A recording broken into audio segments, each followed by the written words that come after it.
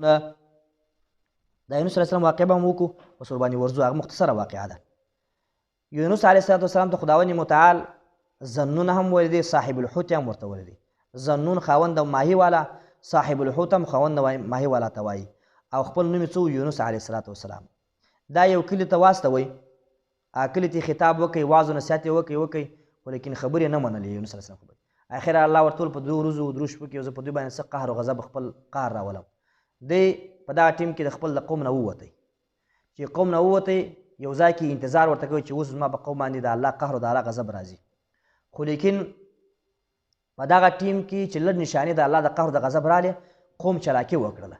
خپل د کلي نه ووتل، یو دښتې بیابان ته خپل کوشنیانو، خپل مشرانو او خپل حیواناتو خپله هم ووتل. هلته د الله ته په ژړا سول، په صدق سره توبې وباسلې چې الله موږ په صدق سره توبه ده، موږ ستا خبره منو، موږ ستا وحدت منو، د عذاب زموږ نه ایسته کړه. نو الله دوی توبه قبوله کړله، الله عذاب ورباندې رانویستی. چې 3 ورځې 3 شپې پوره سولې چې یونس علیه السلام وکتل چې زما په قوم باندې عذاب رانغی. نو اوس نو دی حیران شو، د عذاب ولې ورباندې راغی؟ الله ما سره وعده کړې وه چې 3 ورځې 2 شپې کې عذاب راولم.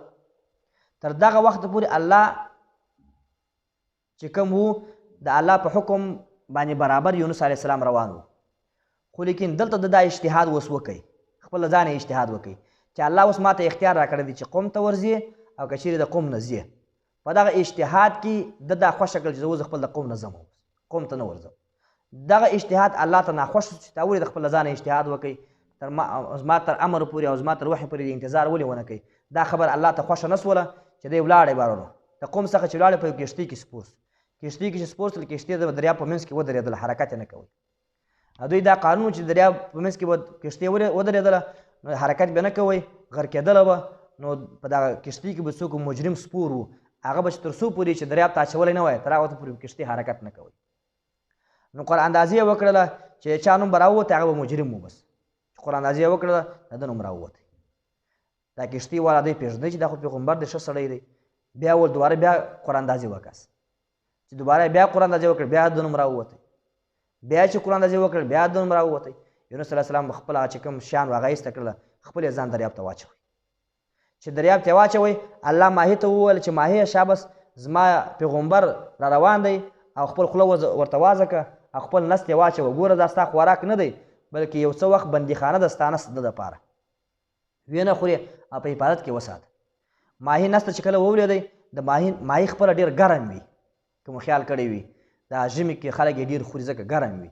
او بیا د ماهي نس ته هم ور وولېږه او بیا دریاب کې دننه هم څه نو ډېر مسافت په تکلیف و دی دننه، حتی تر دې پورې چې ویښتان یې ټول ختم سوله او دا پوستکی هم ډېر نرم سو. نو دلته د الله نه دعا وغوښتل چې لا اله الا انت سبحانک انی کنت من الظالمین. خداوند متعال توبه قبوله کړله.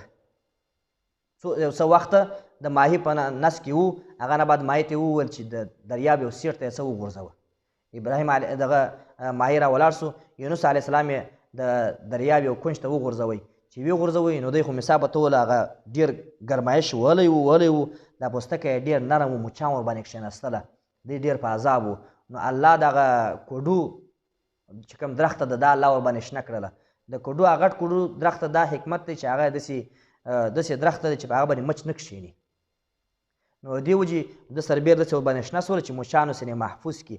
نو دې وجې رسول الله سلام فرمایي چې تاسو کوډو خوراست، څوک چې کوډو وخوري نو هغه په نس کې 40 ورځې الله څه د په نس کې څه ثنا وایي، حمد و ثنا وایي. سره په خلاص که نه نو الله هغه درخته څه ورباندې دغه کړله، ورباندې ودروله، دی محفوظ کړي د چا نه، د مچانو د دو شیانو څخه. اوس خداوند متعال هغه بیان کوي د چا؟ د یونس علیه السلام. او یاد که وظنونه اذ هغه وخته ذهبه چې تګ یې وکئ مغاضبا په قهر خپل قوم ته، فظن او د یقین وکئ چې الله نقدر علیه چې موږ به تنګي رانولو علیه په ده باندې. پورې دا ترجمه مه کوه چې الله نقدر چې موږ د دا ګمان وکړي چې موږ قادر نه یو علیه په ده باندې. د یو ادنا مسلمان نه دا ګمان نه کړي چې الله ما باندې قادر نه دی. نو د پیغمبر نه به څنګه دا ګمان کوي چې الله ما باندې قادر نه دی؟ دا خو د شرک خبره ده، کفر خبره ده. نو ځکه د نقدره د الله نقدره دې مصدر قدر راواخست. قدر تنګي ته وایي، لکه خدای بل ځای وایي چې الله یبسط رزق لمن یشاء ویقدر.